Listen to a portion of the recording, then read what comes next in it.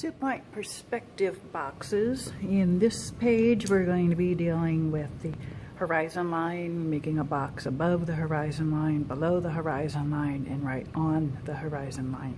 So this one, we'll see the bottom of the box, the top of the box, and just the sides of the box. So to start off, you need to have a horizon line somewhere. I'm going to kind of divide it evenly. I'm not going to get too fussy, just 3.5 inches. And then I'm going to, I think I'll just freehand these lines on. I don't want it up too close, I don't want a crowd, I don't want it to be too big. Just makes it harder to get everything in there. Something like that. I don't like the way those words are showing through the back side. Okay, our dots on the horizon line are perspective dots. That's going to be right on the edge where the horizon meets the edge of your box. Now I'm going to line it up with the top and the bottom of each corner, the line that will become the corner of the boxes. And I'm drawing kind of hard so it shows up well on the camera. And there might be some places where you have lines overlapping other lines, but at some point you'll be doing some erasing so that won't show.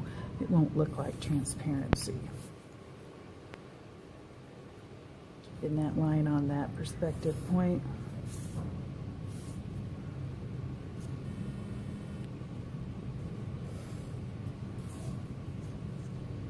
You can see how these lines on the one that's in the middle of the horizon line kind of bridge that space.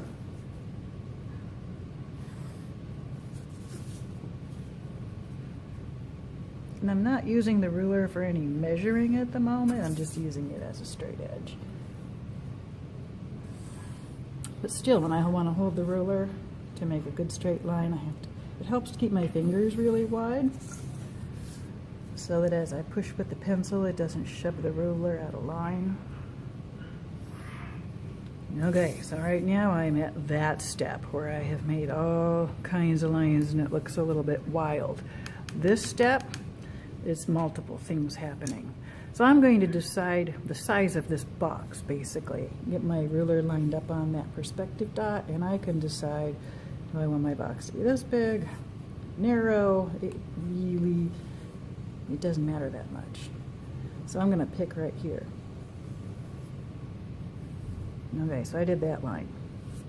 So now I'm going to have a straight line here, and I could use my ruler to make that straight line.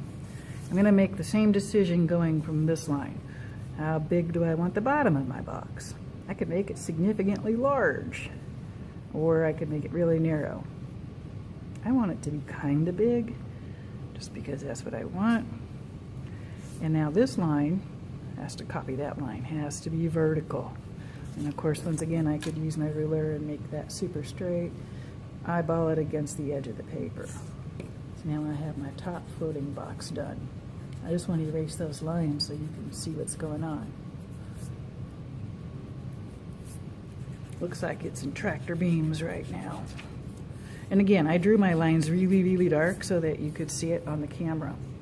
This one, it already has all of its corners connected to the perspective dot. So all I have to do is decide where that box is going to end. Easy schmeezy. And it doesn't matter. I can make any size I want. And I want it to be big. And then I can erase. I'm going to keep the horizon line though. I want to erase the horizon line inside the box so it doesn't look like it has any transparency. Okay.